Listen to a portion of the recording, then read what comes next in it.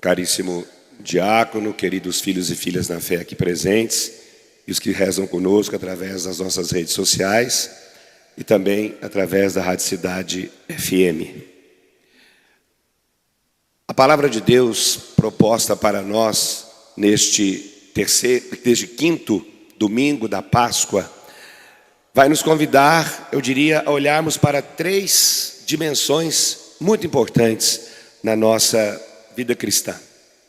Primeiramente, a organização da nossa comunidade. Depois, a identidade de cada um de nós que somos batizados. E por fim, a nossa confiança em Jesus. Ouvimos na primeira leitura um trecho do livro dos Atos dos Apóstolos. E vimos que ali a igreja estava crescendo e juntamente com o crescimento da igreja, começaram a enfrentar um problema muito concreto. Algumas pessoas estavam sendo deixadas de lado, esquecidas no atendimento. E isso era uma preocupação. Comunidade aumentando, temos que fazer alguma coisa para que todos sejam bem atendidos. Então o que os apóstolos fizeram? Eles não ignoraram essa situação. Muito antes, pelo contrário, tentaram achar uma solução. Também não centralizaram neles toda a solução, mas foram capazes de compartilhar a responsabilidade sobre a comunidade que crescia. Então o que eles fizeram? Escolheram outras pessoas para ajudá-los no serviço.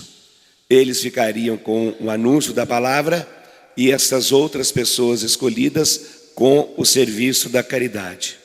E aqui então nasce, já lá nos primórdios da igreja, a figura do diácono. Estes escolhidos foram estabelecidos, instituídos como diáconos para o serviço da caridade. E essa atitude, ou este momento da igreja primitiva, nos ensina muita coisa, não é? A comunidade, quando cresce, cada um precisa assumir a sua missão. Nós, como membros de uma comunidade cristã, temos uma missão e precisamos assumir. Porque a igreja não é um lugar de espectadores, mas um lugar de servidores. E nós todos estamos aqui para isso, para servir. Na segunda leitura, nós ouvimos um trecho da carta de São Pedro, que vai nos oferecer uma imagem muito bonita. Somos pedras vivas deste edifício que é a igreja, não é? Cristo é a pedra fundamental, Ele é a base, Ele é o alicerce. E nós somos essas pedras vivas que compõem o edifício como um todo, que compõem assim a igreja. Isso significa o quê? Que todos nós somos importantes.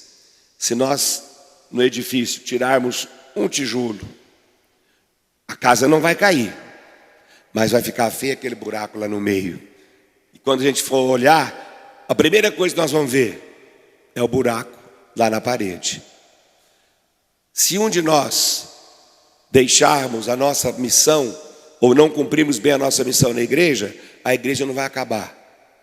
Mas o seu trabalho vai ficar falho. Aquilo que você faz vai ficar faltoso. E vai chamar a atenção de todos. Por isso, Pedro vai nos convocar a todos, como pedras vivas desse edifício, assumirmos a nossa missão. Nós não somos inúteis. Nós também não somos indispensáveis. Todos nós somos úteis na igreja. E todos nós temos o nosso espaço e o nosso papel. Só precisamos assumir. E isso é muito importante, né? Pedro vai relembrar também que nós temos uma dignidade muito grande, que às vezes nós não pensamos nisso. Nós somos um povo escolhido, um sacerdócio real. Nós somos chamados a quê? A anunciar as maravilhas de Deus. E talvez essa seja a nossa principal missão na igreja. Testemunhar Jesus e testemunhar Jesus ressuscitado. A nossa fé, ela é coletiva. Não a fé individual que eu possa viver sozinho lá trancado no meu canto. Não, é aqui na comunidade que nós vivenciamos a fé. É aqui, conforme refletimos lá no começo do tempo da Páscoa, que nós temos como comunidade reunida a experiência do ressuscitado.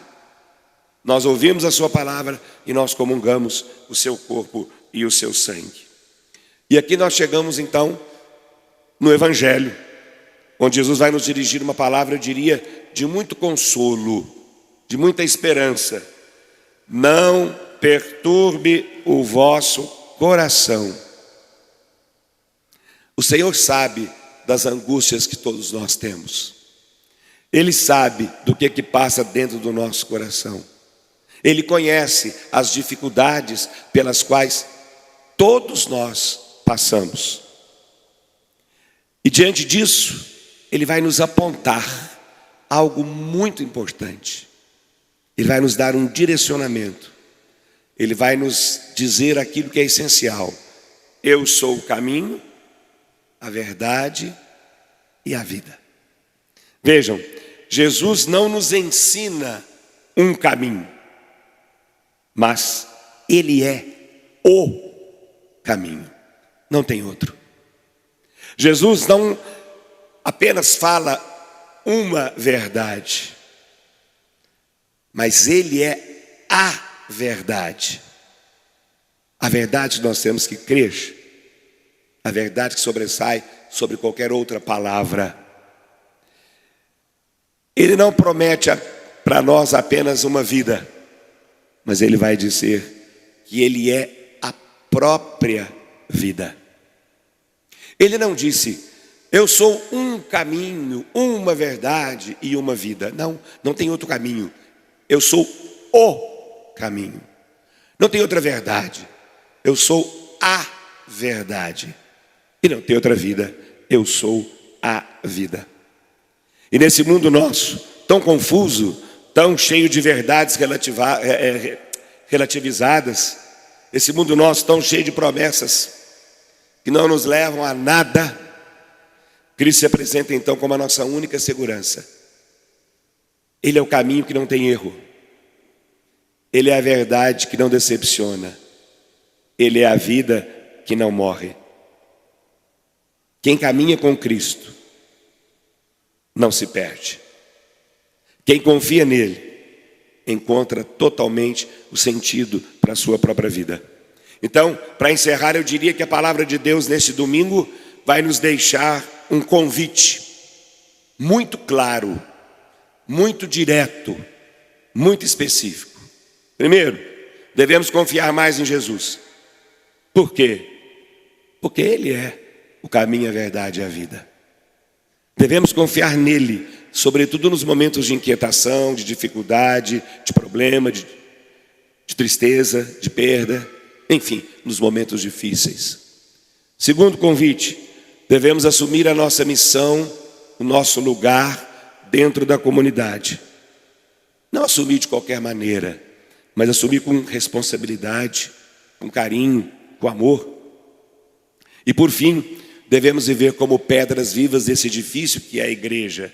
E como podemos fazer isso? Dando testemunho da nossa fé, dando testemunho de Cristo e de Cristo ressuscitado. Então que a nossa comunidade paroquial aqui de São Geraldo seja cada vez mais essa igreja viva.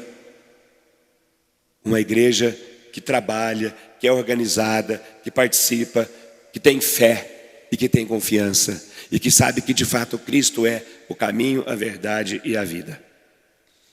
E que em meio a tudo isso, em meio às nossas incertezas, muitas vezes, as nossas dúvidas, nós possamos sempre ouvir no coração, sobretudo, essa palavra de Jesus tão confortadora. Não se perturbe o vosso coração. Tendes fé em Deus, tende fé em mim também. Que Nossa Senhora, aquela que nos trouxe o caminho, a verdade e a vida, seu Filho Jesus, neste mês a ela dedicado, que ela interceda sempre por nós, para que possamos, em qualquer momento da nossa vida, nos voltarmos para Jesus. Afinal de contas, é Ele o caminho que temos de seguir.